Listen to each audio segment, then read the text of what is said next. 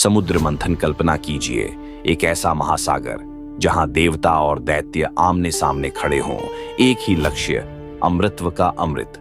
यह है ब्रह्मांड की सबसे अद्भुत कथा, समुद्र मंथन। एक बार आर्षि दुर्वासा के श्राप से देवताओं की सारी शक्ति छिन गई। दुर्बल और पराजित होकर वे भगवान विष्णु के पास पहुंचे।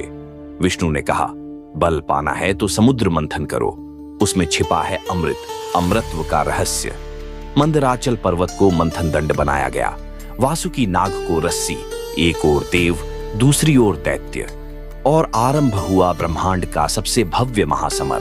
तरंगें उठी, आकाश कांपा और समुद्र से निकलने लगे अद्भुत रत्न, दिव्य घोड़ा, आकाश गंगा जैसी अप्सराएं, कामधेनु गाय, चंद्रमा और स्वयं लक्ष्मी जी। लेकिन अचानक समुद्र से उठा भयानक विष, हलाहल।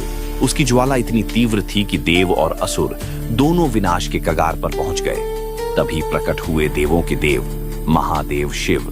विष को उठाकर उन्होंने स्वयं पी लिया।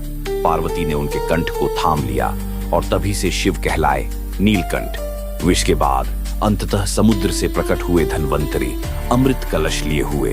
देव और दैत्य दोनों उसे हथियाने को टूट पड़े, लेकिन विष्णु ने मोहिनी रूप धारण किया और चतुराई से अमृत केवल देवताओं को मिला दिया, और इस प्रकार देवताओं को फिर से उनकी शक्ति लौटी।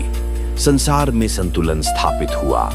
समुद्र मंथन हमें सिखाता है कि संघर्ष के बिना कोई वरदान नहीं मिलता।